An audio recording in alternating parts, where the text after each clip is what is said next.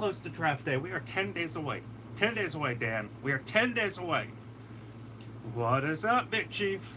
Oh man, I'm psyched. I just can't wait. I'm always excited. Like, I get super giddy. You guys have no idea. Yeah, bro, what is up?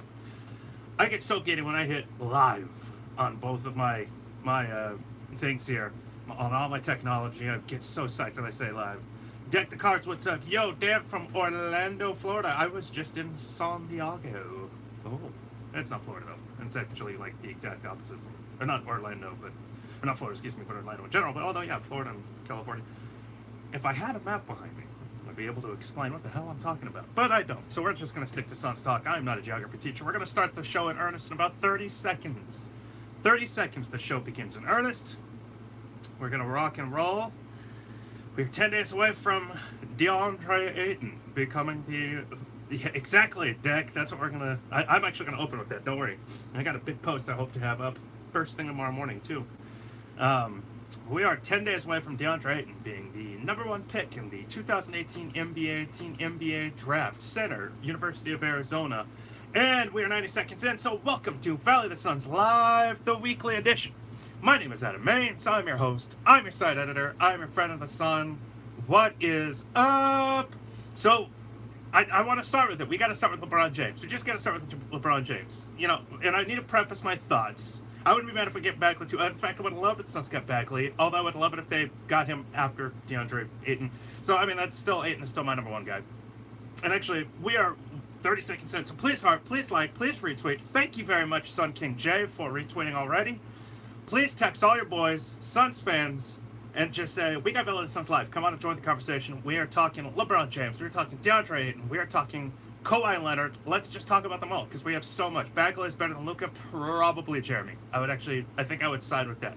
I really would. For some reason, and it's because I haven't seen anything, and I'm already, like, just dead set on DeAndre Ayton. The positive thoughts that I've had about Luka Doncic have been sinking the past week. I'm now like, oh yeah, we're taking fourth. You know, maybe, you know, he still could go fourth, although my gut still says Sacramento is taking him. So anyway, yeah, point guard Trevor Lonnie Walker, it's a possibility. I would love to see them trade up at 16. You know, no longer pick 16, but actually go somewhere else completely. Somewhere in the top 10 if that's possible. But obviously the Clippers have 12 and 13, so maybe they'd be willing to, you know, pick up an asset to move down 3 or 4 spots, literally. But anyway, so I do want to talk about LeBron James just very quickly, or we can stretch it out as long as you guys want. Do I think LeBron James is coming to the Phoenix Suns? No. I mean, I certainly wouldn't tell you right now. I think there's a good chance, you guys. I mean, no, there's not. But will he talk to the Suns? I actually am hopeful, and I do think that is... I'll give you my thoughts, Jeremy, here in a few minutes, I promise. I want to talk about them all. Talk about whatever you guys want. Do I think that he'll take a phone call from the Suns? Yeah. Do I think that he might actually sit down with the Suns? Yes. And do I agree with Steve Kyler? If you guys don't follow him on Twitter, I believe his Twitter handle is just Steve Kyler. Great NBA guy. Love him to death. I do agree with him. I mean, it's like, if Philadelphia and Los Angeles are in the running based on 2 situations, first off, they've got young core talent, and secondly, they have cap space to be able to not only acquire LeBron, but potentially a second, you know, kind of at least late max to full max player. Why aren't the Phoenix Suns part of the conversation? And then, of course, you've got the James Jones connection as well. So, I mean, it just seems like, exactly, if James Jones is worth anything for LeBron, it's at least a phone call. So why couldn't LeBron James just meet with the Suns? I mean, why couldn't we... Remember, for you Cardinals fans, when Peyton Manning was a free agent after his 1 year off from his neck injury, he came and visited the Arizona Cardinals. I mean, he had a 4-hour, 8-hour meeting, I forget, with the Cardinals, and, you know, I mean, for me, that's something. It really is. Now, have the Suns reached out to him before in the past? Yeah, and before in the past being very redundant. But have they done it in the past? Yeah. I mean, remember, if I recall correctly, the Suns actually offered him a max contract at one point. And with he and Carmelo Anthony, they just said, "What's up, Mr. Rich? What's going on?" The Suns actually offered LeBron James and Carmelo Anthony max contracts and said, "Hey, we can afford you both. You want to play together? Come play with the Phoenix Suns." That was one of Ryan McDonough's first kind of, you know, like official moves, or if I recall correctly, it was that, you know, the year after he got here, and of course it was kind of a show. neither LeBron nor Carmelo ended up meeting with the Suns, but I mean, it was still something, and it was still, that means there is kind of a connection there. And of course, you've got James Jones. So it's like, why not think about it? What if the Suns just flat out offered LeBron James and Paul George max contracts and just said, sign these and we'll make the cap space? To do that, they would have to move, obviously, Tyson Chandler and Jared Dudley, for sure. They might then, at that point, have to move. Cause I don't know the math, so I'm going to say might, because, you know, it's a little convoluted. But when you talk lifestyle, as James said, wouldn't Phoenix be... Oh, and of course, that lifestyle as well. So you've got young, kind of core star talent, you've got cap space, and you've got lifestyle. And, you know, so when you factor all those in, of course, all of those in, of course, you've got to think that the Suns would have to be at least on the same par, or, you know, not too far off from Philly and the Lakers. You know, and so it's one of those things that why doesn't McDonough just offer LeBron and Paul George max contracts? Just do it. And then say, now let's talk. No, of course, Paul George would have to, for that to happen, Paul George would have to, you know, would want the Suns to trade for Young. We'll talk about that for sure. But my short answer is yes. Now, Paul George would have to obviously not accept his player option, which I think is a long shot because he's going to be making a lot of money. And I don't see him going to Oklahoma City. I honestly don't, unless Russell Westbrook is out of there. I just don't see that working. So you know, that would have to be a caveat. And, you know, immediate, like, Paul George rejects his player offer. Maybe it's even with the intention of re-signing with Oklahoma City. But at least, you know, it gives the Suns that in and go, hey, here's a contract. You know, just at least take this under consideration. And maybe Paul George doesn't. Maybe he accepts his player option, therefore the Suns can't do that. Maybe LeBron says behind the scenes, you know, I don't have to play with him, or I want to play with somebody else. Maybe, you know, maybe there's another free agent. I don't know. I mean, I can't imagine it's Kevin Durant. I know Kevin Durant will be an unrestricted free agent. I just don't see him under any circumstances not re-signing with the Warriors, excuse me. Yes, LeBron makes the Phoenix Suns contenders immediately. Certainly LeBron and Paul George makes the Phoenix Suns contenders immediately. I mean, if you just think about a lineup, and I know so many people are down on Brandon Knight. I'm just not. Maybe I'm just the eternal optimist, but I am hopeful that Brandon Knight is going to be a salvageable point guard, you know, at least a decent one to start for the next couple of years. He still has 2 years left. Somebody that goes, oh, get rid of him.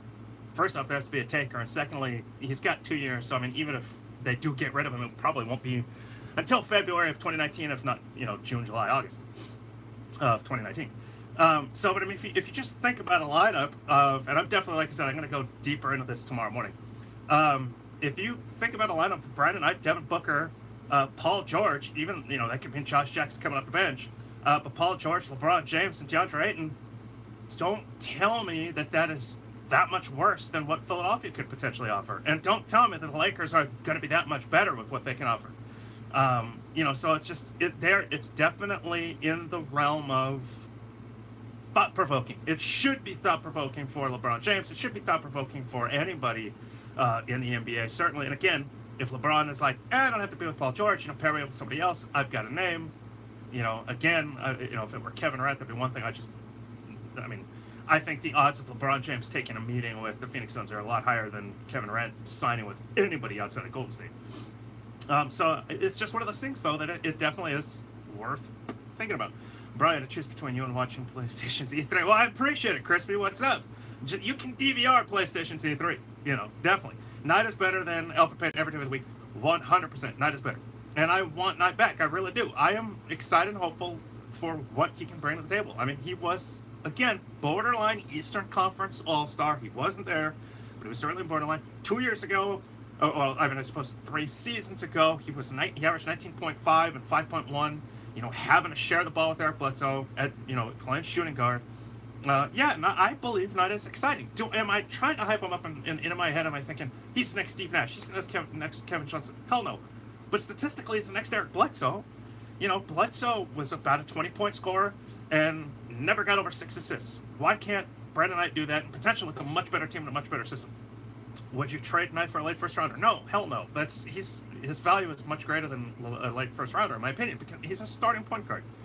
The last 11 of us two just got showcased. I don't understand. Oh, is that a game? Oh, I don't know that game.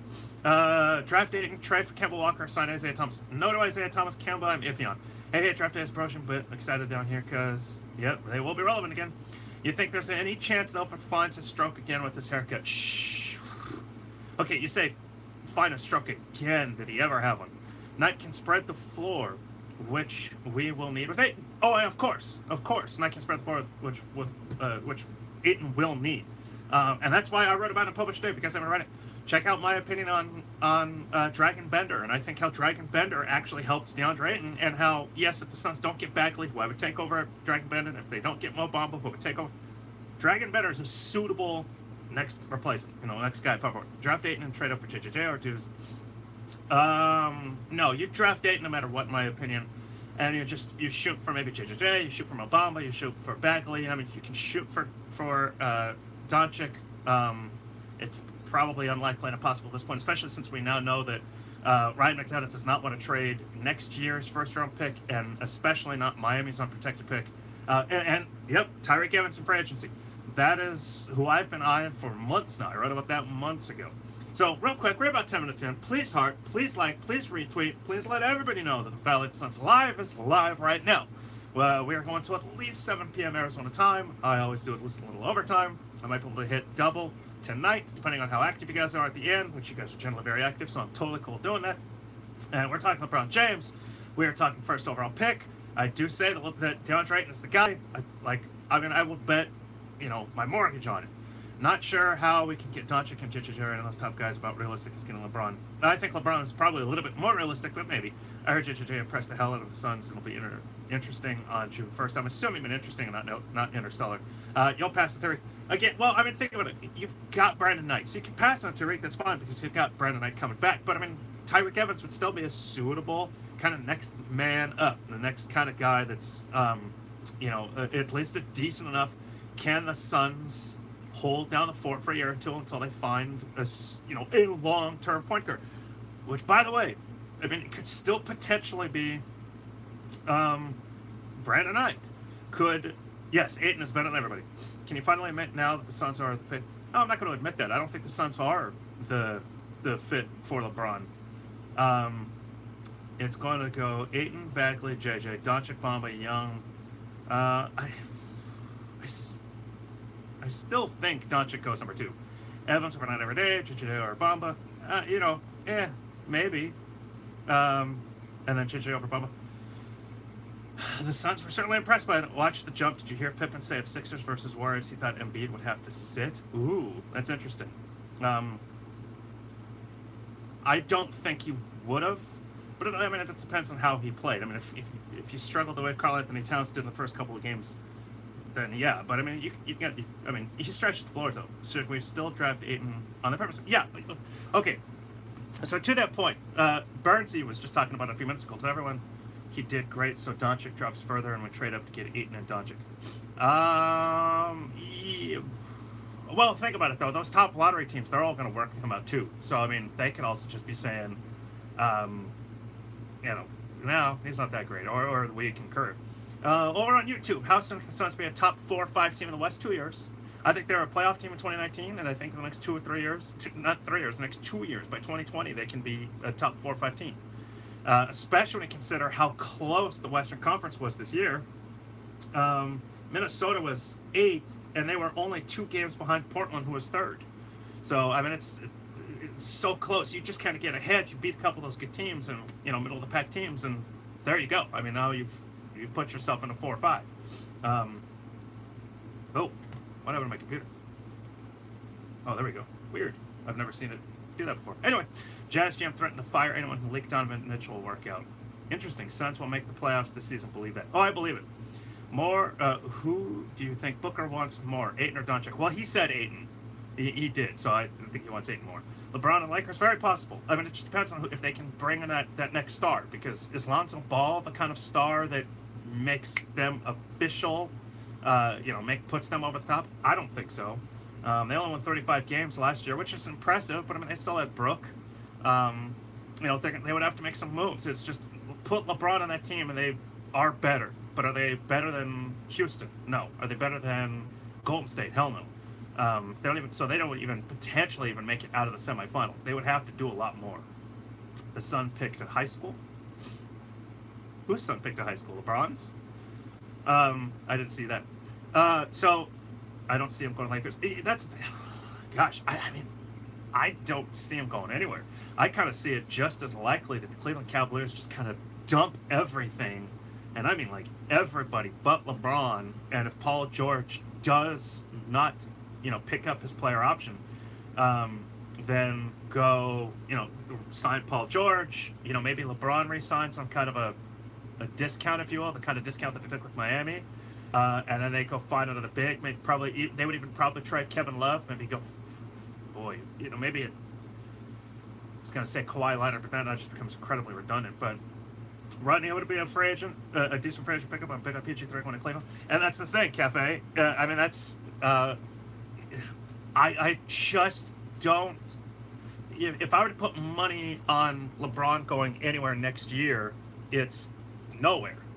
My money goes on LeBron staying in Cleveland because I can still see them. I can see him wanting to cement his legacy as a Cavalier, and not burn the fan base twice.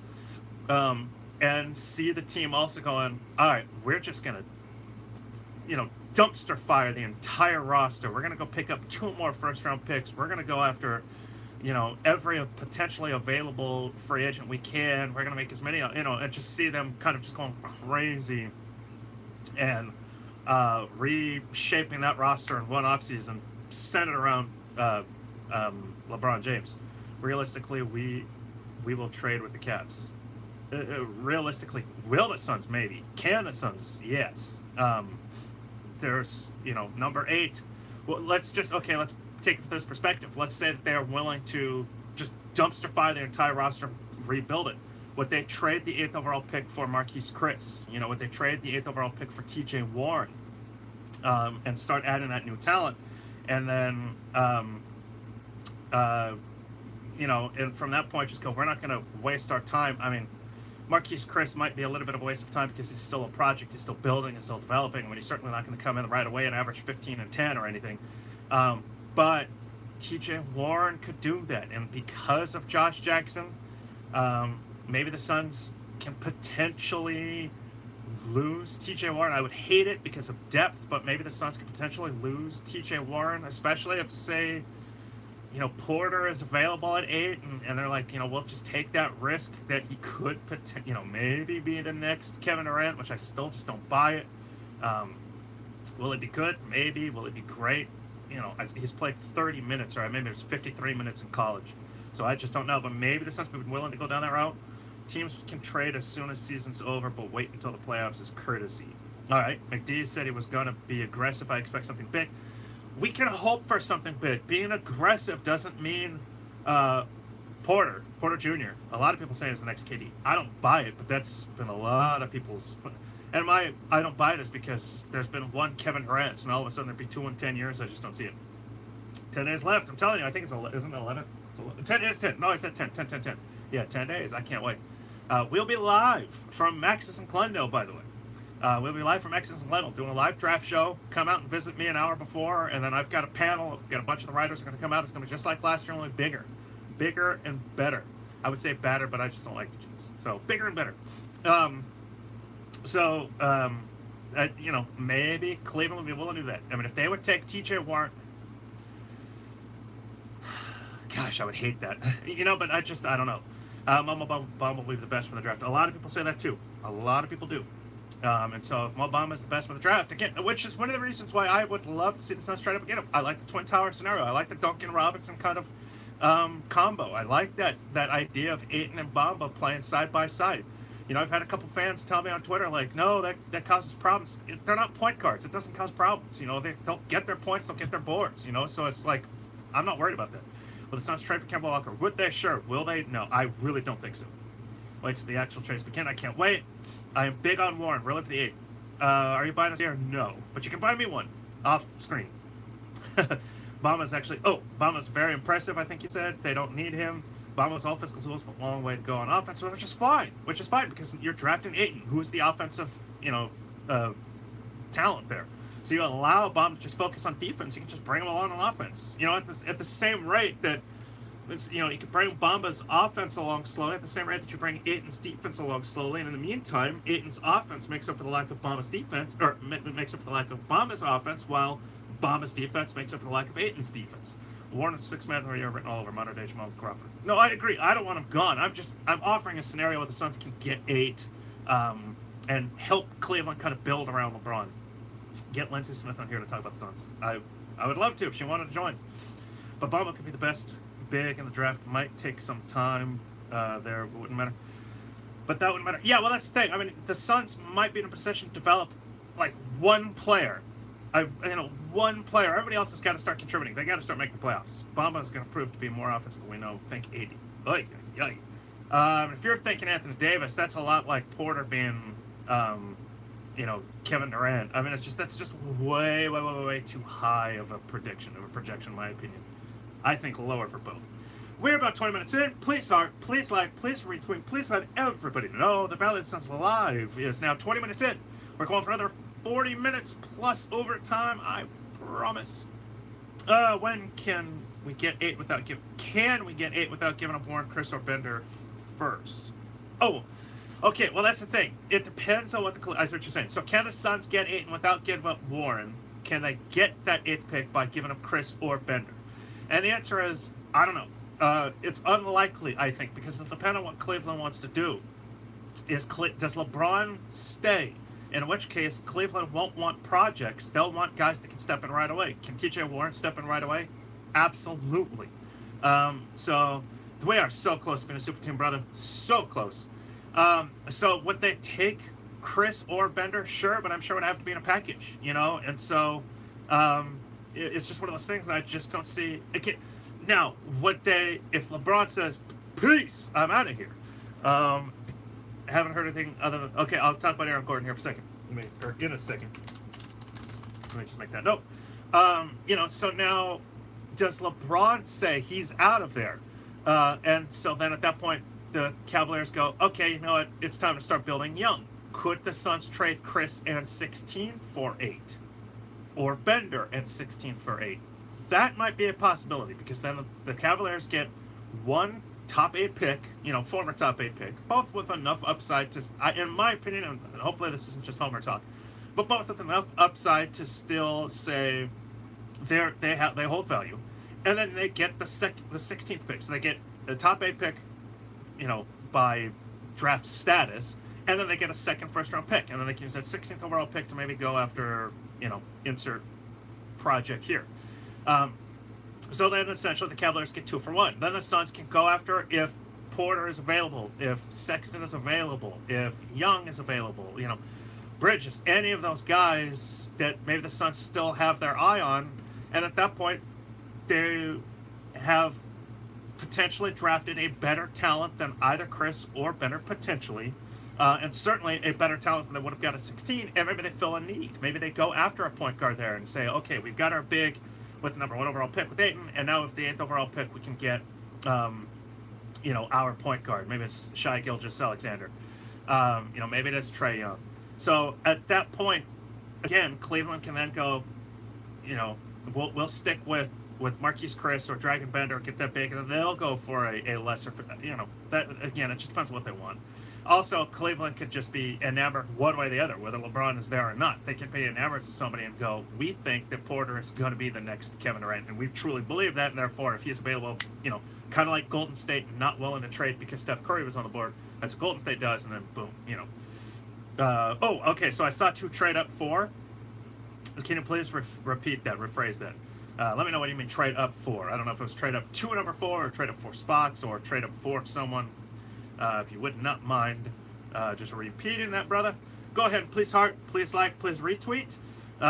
So 8 would definitely be an interesting spot, and I think that pick, the situation would be Chris and 16. I just want to make a note of that. So real quick, the Aaron Gordon,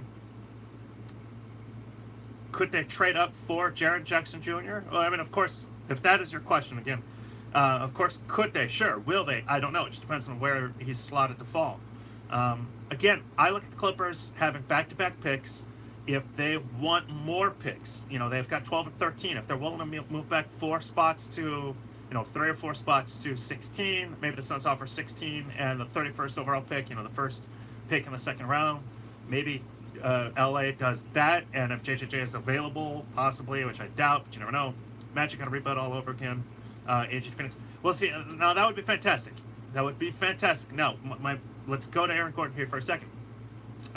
He was, somebody sent me or tweeted a quote from the Orlando Magic general manager. It was a transcript from an interview. And the interviewer said, I think, or Magic fans think that the Orlando Magic should re-sign Aaron Gordon. And the general manager was pretty straightforward. Like, there was very little kind of, muddling of facts and information and opinion. And he basically said, yes, that is what we want to do as well. So I am Aaron Gordon is obviously my number one guy. I miss watching Phil. That's finally, yeah, let's rock and roll, brother. What's up, Clutch? Aaron Gordon has been my number one free agent target, and he remains as such. And if the Suns are not at the table with LeBron James, there really isn't anybody else in free agency that I'm like, press pause and let's find out if we can get that guy, other than Aaron Gordon. So of course, if the Suns offer Aaron Gordon a max contract, then the money that they offer is essentially on hold. It's unspendable until Aaron Gordon makes a decision, or until the Orlando Magic either match it or let it lapse. So in which case, if the Suns do decide we're going to offer Aaron Gordon a max contract, or any contract for that matter, I just presume it's going to be max or very near to, then they really have to hit pause there for a few minutes, for a few days, and that could hurt them in free agency otherwise. I believe LeBron is going to the Lakers because his son came in. Yeah, I mean, well, remember, when LeBron made his first, decision, when he chose to take his talents to South Beach, he also held his press conference in New York, and all the proceeds from the press conference went to a local New York Boys and Girls Club. Everybody thought he was going to New York. I don't think that these things matter as much. I think we should do the 4th pick for Mike Conley. What's my dream lineup? Well, okay, my dream lineup is, and okay, so I'll stick to. I could kind of illustrate how this would be possible. My dream lineup would be staying with Brandon Knight, Devin Booker, Paul George, LeBron James, DeAndre Ayton. That would be my dream lineup. Conley, Booker, Jackson. Conley is. Let me pull up his. He is so much. You are not getting anybody else. Everybody there. Okay. My bad. We're live. We're still good. Is everybody still there on Periscope and Twitter? Hit me up and just let me know. I see the numbers kind of fluctuating. I know YouTube is back, but is everybody there? What does that dreamline? How does that dreamline get done? Okay, I'll answer that question. Go ahead and please like, please retweet. Sorry about that. I got a phone call and everything I do is on Apple, and of course, it always has to jump in, and that's just stupid. Would you think the Suns would make a trade for number 4 for Doncic that was on the board? No, I don't think so. Now that Ryan McDonough has said that. Now that Ryan McDonough has said that he is, it would be very difficult for him to trade their 2019 first-round pick and Miami's unprotected pick. I think it would take 3 or 4 picks. I think it would take, truthfully, 4 picks and maybe even a player to be able to move up to number 2. And so while I have thought, and I actually started a post a few days ago that was, the Suns should make a grandfather offer to the Sacramento Kings to draft Doncic. It sounds like that would not be in the cards for Ryan McDonough. So, should they? Would I love it? Yeah, but if that's McDonough's thought, then no, they shouldn't. And truthfully, I'm totally fine with them holding all those picks. I mean, their value can fluctuate. Certainly, the value of those picks can drop, but they can also rise. And what happens if Miami has a top 3 pick in 2021? The Suns get that pick. And at that point, the Suns could be really good. They could be in the Boston position, the same position, as Boston is now. And that might be, that's probably just way too valuable or too much of a risk to I would rather, honestly, I shouldn't say rather, but, I mean, I can absolutely see, are there any other options for LeBron? Yeah, Philadelphia, Houston, and Cleveland. So I'm going to write about all that tomorrow, or tonight, and it'll be published tomorrow. And so oh shoot, just lost my train of thought. Perry and put Capella together and Capella at power forward. There you go. Capella's not a power forward though, so I mean they would have to flip. Woj just said Jaren Jackson Jr. had a monster workout with the Suns. Yep, the Suns were psyched about that. Are there any other options for LeBron and PJ? Okay, yep.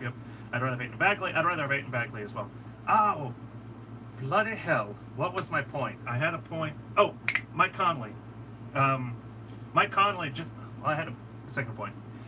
Whew, well, these go running. Every once in a while, my mind just goes jumps, and I can't remember where I was going. But Mike Conley, just remember this. He is making next year $30 million. The year after, $32 million. The year after that, $34.5 million. And he, at this moment, is already 30 years old. So you're talking about 31, 32, 33, that he'll be making a ton of money. Mike Conley is not not the worst, but it is definitely one of the worst. But his contract is just bad. Just remember, they also have Chandler Parsons, who I'm pulling up his contract right now. And Parsons, who last year averaged 7.9 points, and the year before 6.2 with Memphis. He is making 24 next year and 25 the year after, and no team options. So, Mike Conley, again, it's just, I would take Mike Conley at half of that. I would not take him at that full contract. Do you think Devin Booker is still going to get the max this July, or wait till next year? I'll tell you, what was the number? The Suns would save $18 million if they attached the fourth pick? Okay, so just tell me then, Cafe, what would you trade to make that happen? If you're taking Conley and they're attaching the fourth pick, you got to give something back. I mean, it's got to be something. So I'm just curious what your thought would be. That would be an interesting trade. I'm not going to lie to you. I mean, because if the Suns at that point could get, I don't know, insert name here, whoever you really love at that point, I'd be curious. First pick in the night. Oh no, hell no. You would trade for Mike Conley? Oh no. Oh, I would not do that, Clutch. Do you think the Suns roster will be drastically different next season? Not drastically, but I think there will be significant change. Do you think the roster will look completely... Stolen question. Yeah, not dramatically, but somewhat. And then back to what is the kind of the dream lineup. So Brandon Knight, you keep. Devin Booker, you keep. How do the Suns get Paul George and and then I can tie this into the Devin Booker max contract question. How do the Suns then get Paul George and LeBron James? And it's pretty easy. They've got the cap space right now to basically get one max. You then dump, trade away Tyson Chandler and Jared Dudley, and boom, you just made up another 22, 23 million. So that gets you a lot closer. If you don't, and then your center is of course DeAndre Ayton. Now you could potentially say trade Brandon Knight, which opens up even more cap space. At that point, you maybe re-sign Elfrid Payton cheap. I don't like that idea at all, but if they would need to, that's a possibility. But I do think that potentially if they traded Tyson Chandler, and they traded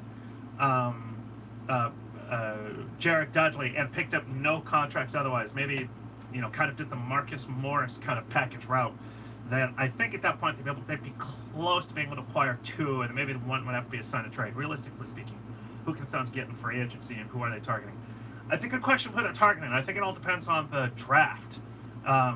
It depends on what moves they make in the draft, and then how do they supplement the roster. And then certainly there's trade implications as well, because they still might trade T.J. Warren. They still could potentially trade Tyson Chandler. They could still hold on to Tyson Chandler and Jared Dudley. Jared Dudley said he would love to stay, and I believe him. I think Tyson Chandler would love to stay. I think it wouldn't be bad at all to have Tyson Chandler kind of grooming DeAndre Ayton. I think it wouldn't be bad at all to have Jared Dudley acting as a coach, kind of friend coach kind of guy in the locker room. So those guys potentially say they could potentially be moved.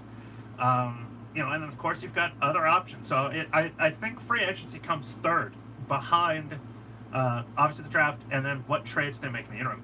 Chandler can mentor Ayton, exactly, but it's a waste of space, maybe. But they're still not looking to win a title this year. They're obviously still looking to just take that next step up, and you could having him on the roster wouldn't be bad. It's going to be a crazy offseason for the Suns. Hope McDeese kills it. I do too. Draft is in 10 days. We are 35 minutes in. Please heart, please like, please retweet.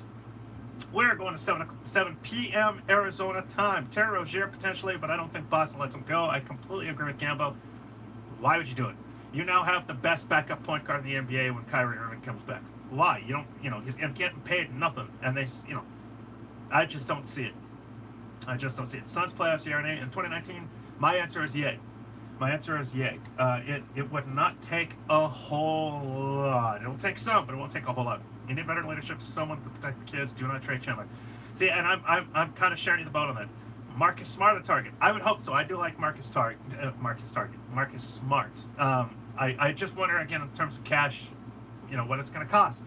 And again, it all hinges on what trades they make, because for the sake of art, or what, I don't think they go after a single potential free agent target until after they know without a shadow of a doubt LeBron James is not considering in Phoenix. Because if LeBron James is considering Phoenix, you don't have to give up anything but cash to get him. And so therefore, keep that space available. I know it's a pipe dream. I'm not presuming that the Suns are in the lead or even even have a seat at the table. I'm assuming that the Suns will be able to make a phone call. I'm assuming if LeBron James wants to play around, that he will listen to the Suns. But I don't think they do anything till after that, because you can still keep your number one pick. You can still keep Josh Jackson. You can still keep Devin Booker. You can potentially still keep, everybody. I mean, you really don't have to do a whole lot. And then you just add LeBron James. So we'll see. It's not ever considering Phoenix. Again, probably not. But at this moment, compare LA's roster to the Suns'. Compare Philly's roster to the Suns'. I mean, I believe that Philadelphia is better. Their roster, especially the addition of LeBron James, is better than Phoenix's. But the Suns can potentially do more. And you never know. I mean, who knows the James Jones connection and how does USA Basketball still practice Phoenix? Yes. As far as I understand, yeah. I mean, because they were trying to build an arena at ASU. Booker, JJ, Ayton, Young, let's see, Young. What are you talking about? They are young? Yes. Probably not. Come on. We have a better chance of PG-13. No, actually, because he could accept his last year's contract. He'll be making $25 million next year.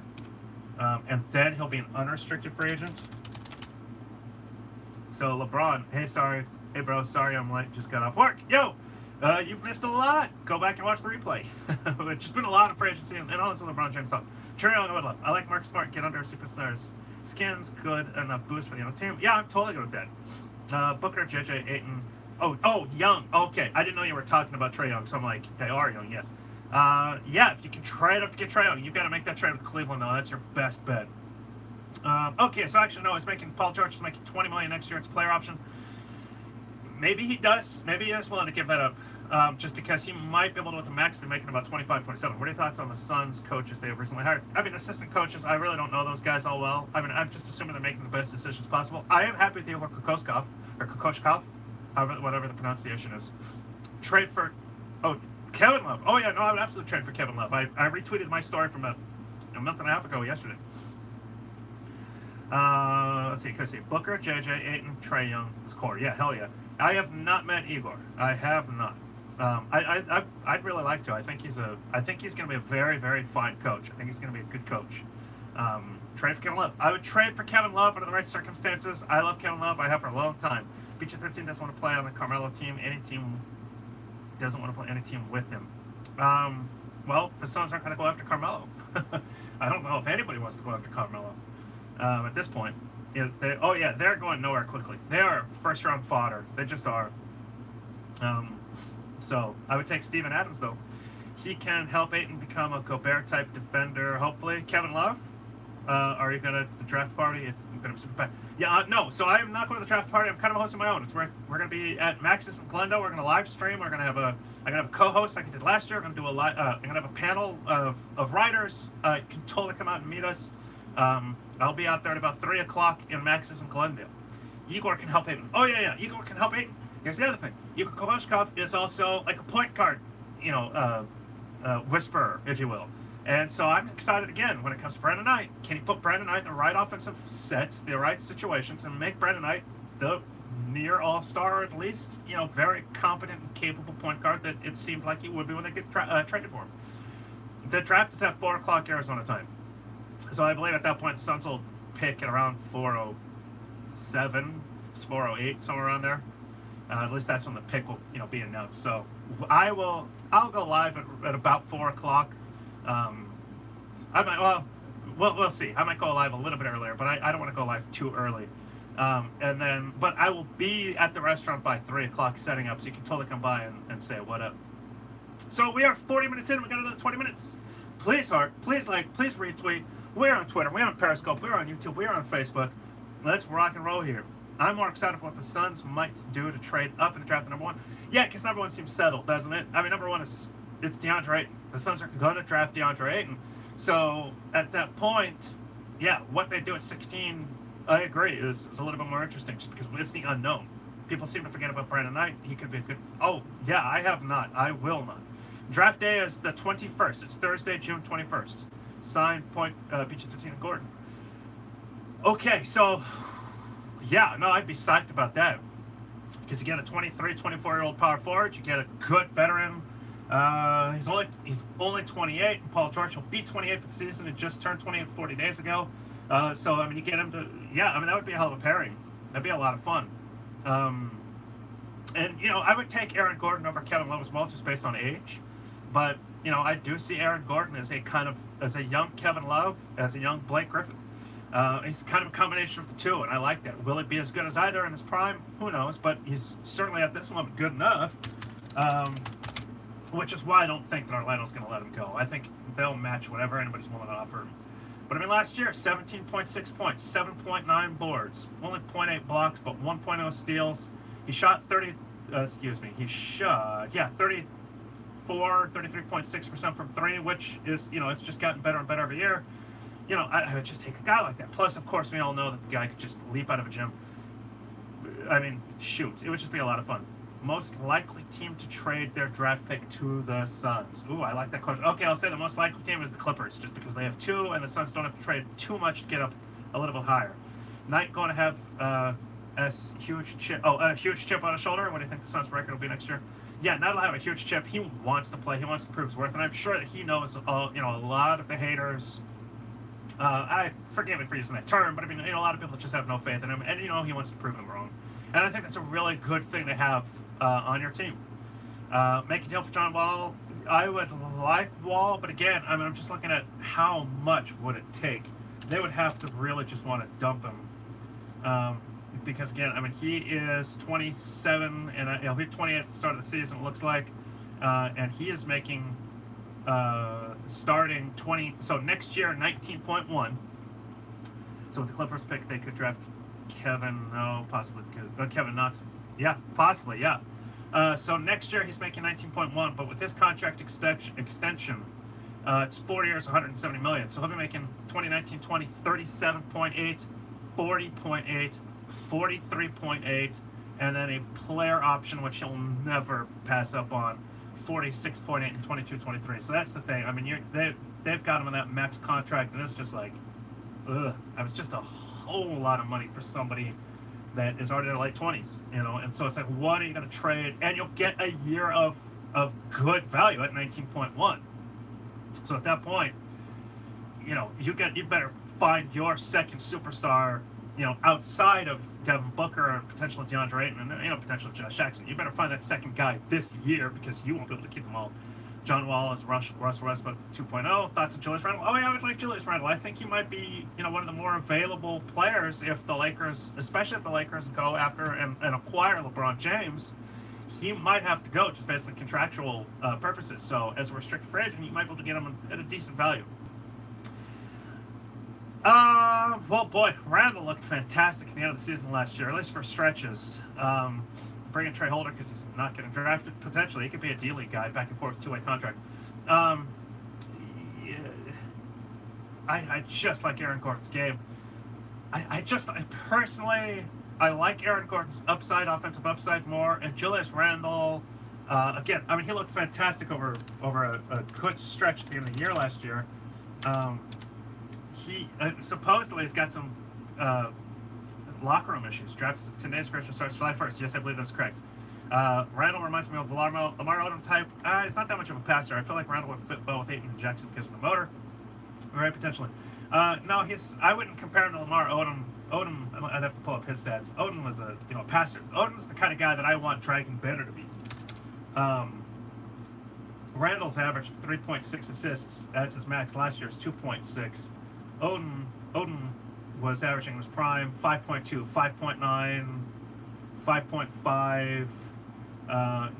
So it's just, I'm hoping that that's Dragon Bender in his prime for a good 5-7 years. Yeah, I mean, think about it. The year that Julius Randle was his second year, it was really his first full year because he only played one his rookie year because of that injury. That was the only year his average double-double. It was 11.3 points, 10.2 boards, but only 1.8 assists. You know, so then last year, 16.1 points, 8 boards, and 2.6 assists. So I wouldn't put him right there. When they say Suns need good veteran players, what kind of players come to mind? Well, the kind of players, Ryan McDonough has pretty much articulated that, and that is guys in their mid-20s, 24, 25. I watch a lot of Duke games as a fan. Oh, I'm huge on Grayson Allen. If they don't trade the 31st pick, I'm really hoping they go after Grayson Allen. I want him so bad. I see him as Danny Ainge 2.0. He's the kind of guy that's going to hit a lot of threes. He's going to be able to play clutch if they need him to, and he just pisses everybody off, and I love that. Are the Suns still interested in Al Jefferson? Not sure. I hope not. Dante I can never pronounce his name right, but Dante D. He could be an interesting pick at 31. I'm high on the fact that you know everybody hates him so, and I'm just loving it. I'm hearing Celtics drafting him late first round. Who are we talking about? Grayson Allen replacing Marcus Smart? Dante? Who's Boston picking? We were saying picking late. Grayson Allen to replace Marcus Smart? I mean, he's not a point guard. Yeah, he's not a point guard. So, I mean, if they do, listen, I'm not like trying to. I'm kind of comparing just based on position. Would that be smart for them? Sure, and maybe Danny Ainge sees Grayson Allen in himself, in which case then the Suns need to get ahead of him. Where is, let's see, 2018 order. Where are they picking? You might have this right off the bat. Oops. Do you know, is Shaq Harrison coming back? I hope so. I think he'd be a good third or fourth point guard. Okay, so Boston is picking 27th. Yeah, I mean, I could seriously see that. But and again, maybe Danny Ainge kind of sees what I see and sees himself and Grayson Allen is like, yeah, I want that on the roster. In which case, I think that just makes their bench a little bit tougher. And that's what I want. And that's what I want from the Suns. That's what I want the Suns to do. Which is why I also talked about, what if the Suns package 31, 59, and, you know, something else and move up with the Lakers, say, 25, you know, and grab them there. How many Suns can be on the team? How many Suns can be on the team? What do you mean? We have 13 minutes left before overtime, so please, please like, please retweet. We're going to go strong for at least another 13 minutes, if not more. Roster number. Oh, what is a roster number? What is it? 13 active, I think is what it is. You can have 13 active, and then you can have two ways. I think it's 15 total. 13 active and two ways. Yeah, it's 15 max, but yeah, I believe it's 13 active, or maybe it's not 13 active. Maybe it's like 11 dressed, 2 undressed, and then two ways, something to that effect. But it's like 13 and then 2. That's how it works. Back to Julius Randle real quick. So he made 4-1 this year. He'll make 12, probably 12, 13. I mean, I would definitely take that. That's definitely a TJ Warren number. Do you give a prize to who hearts the most during the stream? No, I don't actually look to even see who hearts the most. I just know that it helps the viewership. So go ahead, please heart, please like, please retweet. We are still going strong. I'll tell you what, if you heart the most, I will give you my heart. What number does Ayton wear? 13 is a no. Well, okay, so 13 is not retired, though. They no longer retire numbers. 32 or 31, they no longer retire numbers. So Steve Nash is just in the Ring of Honor. There's only a small number of jerseys that actually have their numbers retired. 34 is available. When Amari Stoudemire goes in, 32 and 1 will still be available. When Sean Marion goes in, 31 will still be available. The only numbers that are like actually retired are 5, 6, 33, 42, and 44. Although I feel like they did he says he wears 0. Might be kind of fun. Would you trade for Rozier? Yeah, but I don't think Boston wants to trade him. Pick 31 Allen. I hope so. I want Grayson Allen at number 31. I really do. I read about that a couple months ago. Like, he's my late first round, early second round target. I really so badly want him. because he's just so much fun to hate, and he pisses off other teams, and I love that. I mean, just give me guys that can be out there, be a punk. I want, I wish that Robert Horry had been on the Suns instead of San Antonio in 07. I wish that Mario Elie had been on the Suns instead of Houston in 94 and 95. Remember, that's why the Suns, one of the reasons why the Suns got Danny Ainge. I mean, it's just a pain in his butt. Draymond Green. Grayson, Raja Bell 2.0 was Grayson. And that's the thing. So the Suns did have that with Raja Bell, but would I have taken Bruce Bowen as well? Hell yeah. I would have taken Bruce Bowen. I would have taken Robert Horry, because you love to hate them. And, it's kind of the Ron Artest, yeah. Dennis Rodman. Bill Laimbeer. It's like those guys, they're freaking great for their... Oh, Chris does wear 0. Duh, you're right. Maybe it could be 00. Gerard Mustaf. Those guys, you hate them because they're on the opposing team, but PJ Tucker, PJ Tucker didn't piss anybody off. Charles Oakley, Anthony Mason, Dellavedova, these are great names. Good teams have those kinds of players on, and so I don't pass on Grayson Allen because, he pisses me off. I hate him, he was a punk, he was a crybaby, blah, blah, blah. Yeah, I know, that's why I want him, Dennis Rodman was just crying on CNN. Was it because of... Oh, what's up, Stu? Was that because of the North Korea talks? I think send me a link. I'd love to see that. So that's why I want Grayson Allen. I want that kind of guy on the roster. I would piss off the opponents. I will love him if everybody else hates him.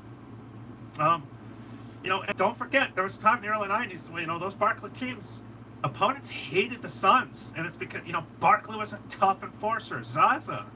And so people didn't like, they were kind of rough and tumble as well. Danny Ainge, Charles Barkley.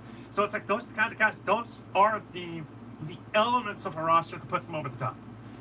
Especially at a competitive league. Like right now, Golden State, you're right. Who's their tough guy? It's Zaza. Sure, he certainly took out Kawhi Leonard a couple of years ago. And as an NBA fan, I hate that. But also, does Golden State need him because they're just so epically good, top to bottom? No, maybe not. But generally, you do. What do you think the Suns really need to be a winning team to help? Okay, see. What do they... Well, because Danny Ainge is a GM now, but Danny Ainge called out LeBron, though, didn't he? Like a year ago? So he still has a mouth, and I love that. By the way, we got 10 minutes left, plus overtime. Please heart, please like, please retweet. Thank you very much. We're here every Monday night, 6 p.m. AZ. Brian Cardinal, Draymond Green is cheap shot king. Yeah, Karl Malone, obviously Hall of Fame power forward, greatest power forward of all time, arguably, but a cheap shotter. Kevin Garnett as well. I mean, you kind of hope your stars are that way, although I think it does make it a little bit easier if your stars are kind of punks like that as well, because then you can kind of kill 2 birds with 1 stone. But I mean, so what do the Suns need to be competitive? So they need to have, what's up, Stu? Is it Stu? Yeah, what's up, Stu? At least Dayton is inspired by KG. Yep. Am I late? Yeah, we got another 7 minutes before OT, brother. But you can always watch the replay, of course. So what do the Suns need? So they need time. That's really the thing. They need time, and they need to retain depth, which is why I don't want TJ Warren to go unless they have to. I so want to cover Gunn on the Suns. How close is that? Strange enough, I was actually reading some old articles about that. They targeted him, and they were hoping to trade up to kind of get him. I just don't think they were ever that close. I think Minnesota knew, I'm never going to do that. I think Josh will be our Draymond already, potentially, but why not have 2? I'm thinking about it. Those Spurs teams had Robert Horry and Bruce Bowen, so why not have 2? So, again, and so could Grayson Allen be that guy? I think so. I'd love that. I'm really not sold on Trae Young. I'm not sold on him either, but I'm excited to see what he can do. And I'll tell you this, I would rather him, fail with the Suns than succeed elsewhere. And that's kind of why I've warmed up the idea of not wanting to trade Marquise Chris this offseason. Just because I'd rather see him fail here than succeed elsewhere. But if he has to go, same with Dragon Bender. I'm not trying to throw Chris under the bus, but I mean, if one of them has to go, and certainly if there's a trade that can be made that is like it improves the Phoenix Suns both on paper and on the court right away, I do it. Like, I'm not against it. To me, they are the only 2 untouchables are Booker and Josh Jackson. And the first overall pick. But I would really rather in 2 years go, crap. Yeah, Marquise Chris, giant bust. Then the Suns trade him this year, kind of trade him, sell low, and all of a sudden he averages 20 points and 9 boards, and kind of looks like Amari Stoudemire next year. I'd really be more bummed about that than otherwise. Who do you think will start at small forward this year? Jackson. Jackson will start. I think, as people have said in the past, and I've certainly said, Warren will be sixth man. Would you say that it is worth to go for a top 10 player who can provide... Damn it, why did I read that out loud? Yes. If one of them has to go, which one, Adam? Marquise Chris. Just because, and I'm assuming you're talking about Marquise Chris and Dragan Bender. I say Marquise Chris because Bender is a better passer, a better shooter. He averaged 36% from three, hovered around 38, 39 for a good part of the year. I think Chris has a little bit more trade value right now because of his athleticism, his inside presence, I think, and rebounding. I think teams will go after, will value that a little bit higher. But I just love what Dragan Bender can be as an outside facilitator. You've got a big that can stretch the floor. If he can average 40% from three next year and take 353s, that is huge. And then it spreads the floor. I wrote about this today. Am I going to start a Valley of the D-backs soon? They'd have to hire me, and boy, I'd have to write so much. I would love to do that, though. I love talking. I'm a seam head, don't get me wrong. If it's got a seam on it, I love it. Although I like pucks, too. I mean, I love hockey. But anyway, so I think that Chris of the two is more likely to leave because I think he does hold a little bit more trade value at this moment because he's shown a little bit more. But personally, I like Bender's game a little bit more, especially now with DeAndre Ayton. And like I was saying, I wrote about it earlier today. Yes, I think the Suns, if LeBron leaves, they should trade after Kevin Love below. Check Twitter. I tweeted it yesterday or the day before. I saw a package Chris 16 pick Milwaukee pick trade out for MPJ. Okay, trade up for. Okay, you're targeting him, but who are you trading to? Who are you trading? Like what number pick is that? Because I don't think that Milwaukee pick holds much value. So as I wrote about it earlier, in terms of Ayton and Bender, I think so on the strong side, which is the ball side, having Bender at the arc and then Ayton posted up, you've got a fantastic option to spread the floor there. Now, you can do that with anybody, but the difference being that Bender being a power forward, he's going to have a power forward defending him, so he's going to have a bigger guy. Whereas if it's Devin Booker, it's a smaller guy potentially that's going to be guarding him. And so if that guy doubles, then Ayton should still be able to muss around his guy and through the smaller, the shooting guard defender.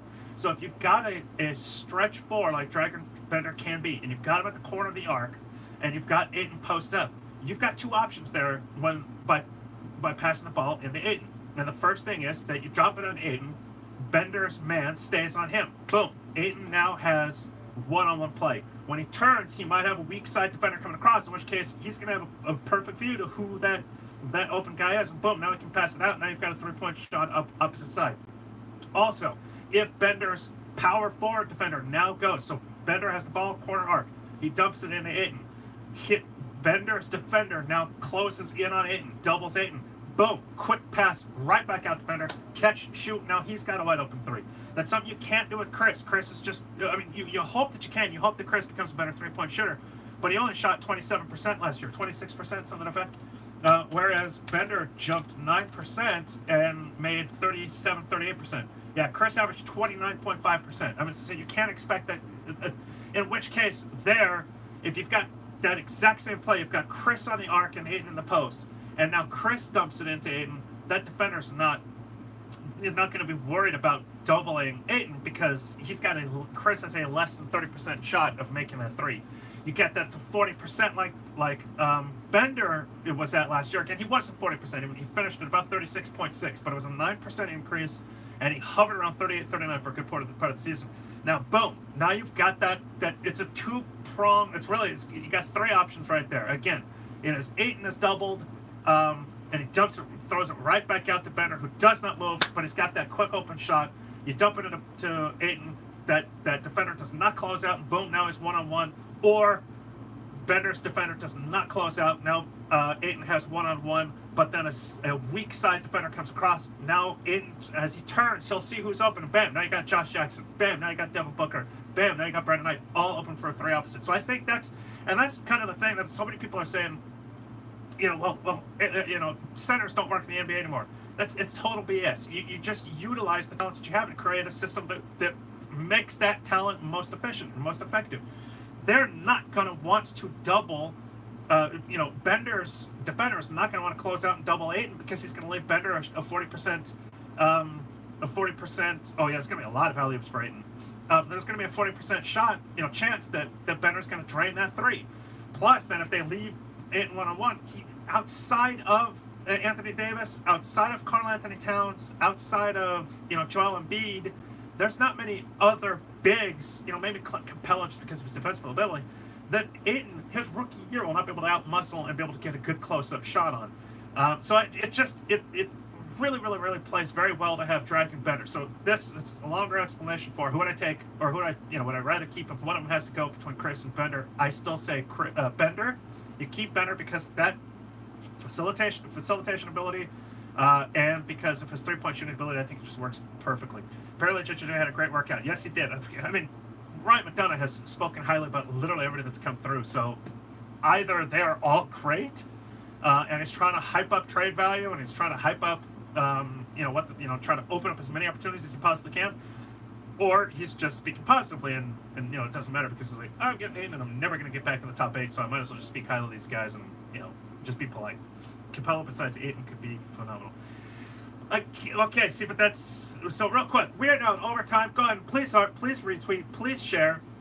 I'm gonna giving you guys double overtime, so I got another 9.5 minutes. So here's my thing about Capella and Ayton side by side. That works if Ayton is playing power forward, but now you're bringing Ayton out of the block and putting him out on the arc and leaving Capella inside, because Capella is not a three-point shooter.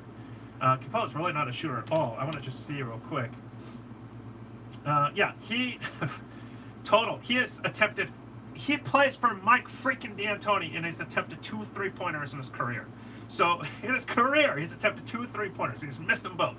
So if you put Capella and Ayton together, now you're moving Ayton out, and I think you'd rather Ayton play power forward. If the Suns were to get Bamba, I'm okay stretching him because you're expecting Bamba to pick up some of that 3-point slack. And on defense, it's a tremendous asset right there. So the defensive asset of having Ayton and Capella together is significant as well. But even, let me see. Curious if there's any stats here. No, okay. So let me just pull up real quick. This will just take me a second.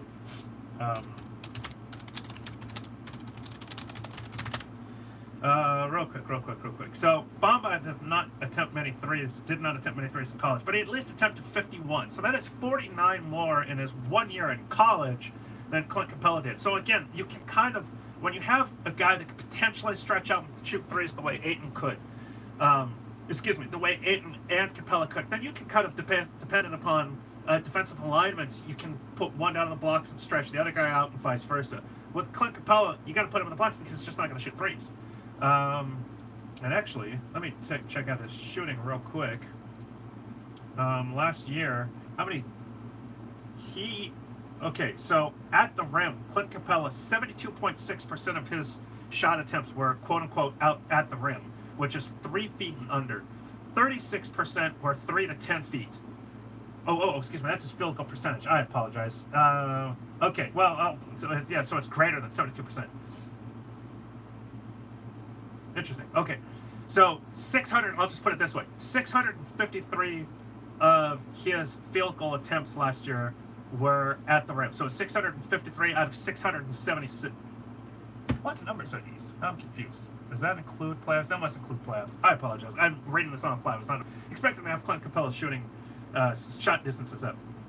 He attempted then, so 653 at the rim, 153 from 3 feet to 10 feet. He then attempted 14 from 10 feet out. You can't spread them. So now I just don't like that. What was his pre-NBA record? He doesn't need to shoot threes on the Rocket squad.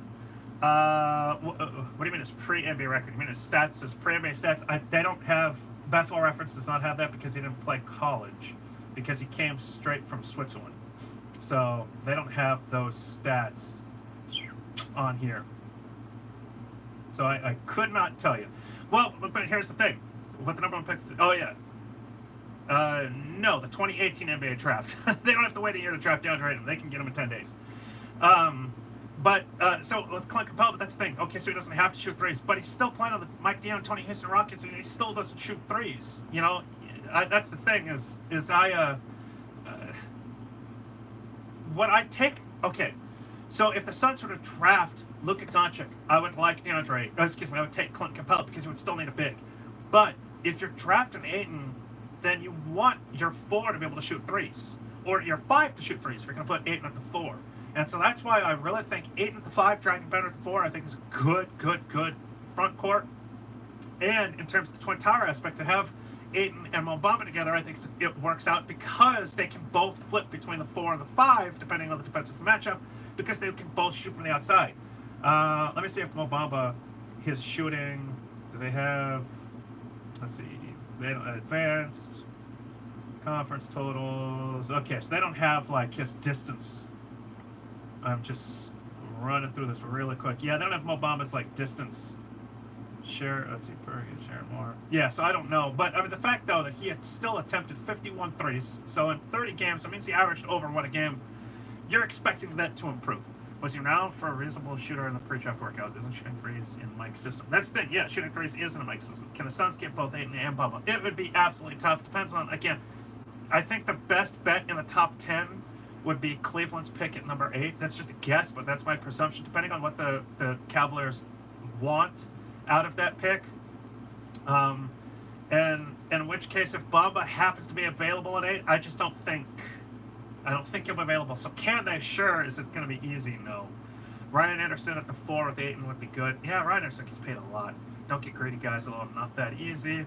Booker said he is done making the playoffs. Done not making the playoffs. So if we don't make the playoffs, I mean, if they're close, I think he'll be happy. He'll understand. Would I trade Warren for the 8th overall pick? I would just hate that because what you're doing is you're losing out on depth. Championship teams have depth. Golden State has depth, and that's one of their great assets. I think Houston survived because Mike D'Antoni finally played with his depth. They lost because they lost Chris Paul. And so I really hate the idea of dropping TJ Warren just because he's going to be on a very affordable contract for the next 3 or 4 years. He's essentially Cedric Ceballos. I've compared him to Cedric Ceballos for years now.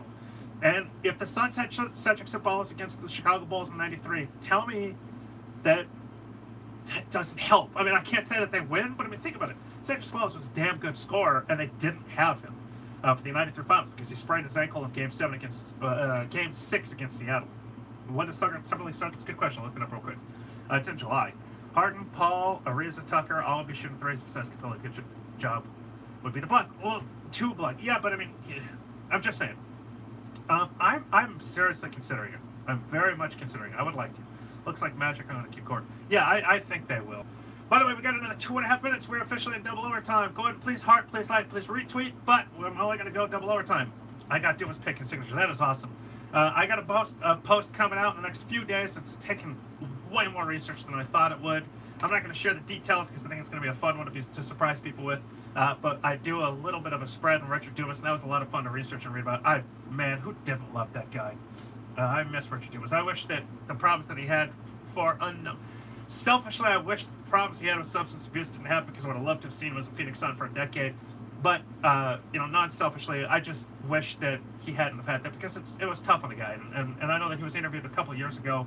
Somebody in the Arizona Republican, maybe it was Paul Coro, about a year or 2 ago, did a thing on him, on Richard Dumas, kind of where is he now? And it was just, he'd gotten arrested again. I mean, it sucks. Julius Randle might be the best bet if the Lakers try for LeBron. George, I agree. I totally agree. Knight, Booker, Jackson, Ayton, Capella, Warren be 6th man. Again, I'm just not a fan of Capella with Ayton. I'm just not a fan of Capella because of his lack of 3-point shooting, but that's just me.